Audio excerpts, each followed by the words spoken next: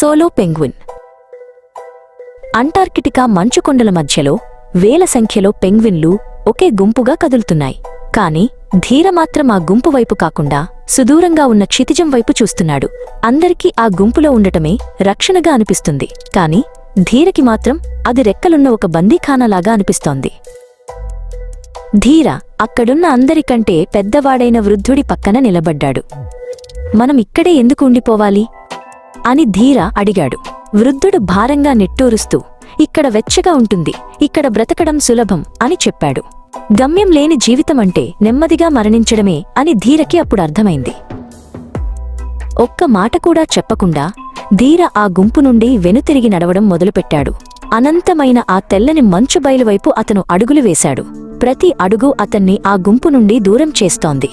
అతను కేవలం నడవడం లేదు, జీవించడానికి ఒక కొత్త దారిని వెతుక్కుంటున్నాడు. గుంపులో ఉన్న సమ మరియు న్యా దూరం వెళ్తున్న ధీరను చూసి ఆశ్చర్యపోయారు. అతను ఎందుకు వెళ్తున్నాడు? అది ఆత్మహత్య వంటిదే కదా అని న్యా అంది. మనం మన కంఫర్ట్ జోన్ నుండి బయటకు వచ్చినప్పుడు ఈ ప్రపంచం ఎప్పుడూ ఎందుకు అని అడుగుతుంది. వాళ్ళు ప్రమాదాన్ని చూస్తారు కాని మనలో ఉన్న తపనను చూడలేరు. గాలి తీవ్రంగా వీచడం మొదలుపెట్టింది. ఆ మంచు రేణువులు సూదుల్లా గుచ్చుకుంటున్నాయి. ధీర తన సమతుల్యతను కాపాడుకోవడానికి ప్రయత్నిస్తున్నాడు. ఆ తుఫాను అతన్ని వెనక్కి నెట్టివేయాలని చూస్తోంది. కాని ధీర ఇంకా గట్టిగా ముందుకు అడుగులు వేశాడు. పోరాటమంటే ఒక అడ్డంకి కాదు, ఆ పోరాటమే నిజమైన దారి అని అతను నమ్మాడు. ధీర చాలా అలసిపోయాడు. ఒక మంచుముక్కలో అతను తన ప్రతిబింబాన్ని చూసుకున్నాడు. అతను నీరసించిపోయి ఉన్నాడు, కాని అతని కళ్లలో మాత్రం ఒక గొప్ప మెరుపు ఉంది. అతను కేవలం బ్రతకడానికి ప్రయత్నించటం లేదు, తను ఎవరో నిరూపించుకోవడానికి ప్రయత్నిస్తున్నాడు. చనిపోయినా సరే ఒక వీరుడిలా చనిపోవాలనుకున్నాడు. అతని ముందు ఒక నిటారుగా ఉన్న మంచు కొండ ఉంది. ధీర దాన్ని ఎక్కడ మొదలుపెట్టాడు. అతని గోళ్లు ఆ గడ్డకట్టిన మంచులో దిగుతున్నాయి. చాలామంది ఇది అసాధ్యం అనుకుంటారు, కాని ధీరకి ఇది ఒక ప్రయత్నం.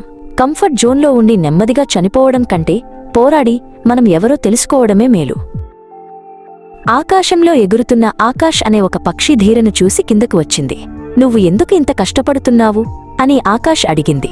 ధీర కింద ఉన్న లోకాన్ని చూసి, లక్ష్యం లేని జీవితం అంటే బ్రతికుండగానే చనిపోవడం, అందుకే నేను ఈ పోరాటాన్ని ఆహ్వానిస్తున్నాను అని చెప్పాడు. చివరికి ధీర ఆ కొండ శిఖరాన్ని చేరుకున్నాడు. అక్కడ నుండి అతను ఒక కొత్త ప్రపంచాన్ని చూశాడు. ఎవ్వరూ ఊహించని ఒక అందమైన లోయ అతనికి కనిపించింది. అక్కడ సూర్యకిరణాలు నేలను తాకుతున్నాయి. అసాధ్యాన్ని సుసాధ్యం చేశాడు. గుంపులో కలవకుండా తన సొంత దారిని వెతుక్కున్నాడు. చాలామంది పెంగ్విన్ల ఫోటోలను స్ఫూర్తి కోసం చూస్తారు, కాని నిజమైన స్ఫూర్తి ఆ పెంగ్విన్ లాగా జీవించడం. నీ కంఫర్ట్ జోన్ నుండి బయటకురా.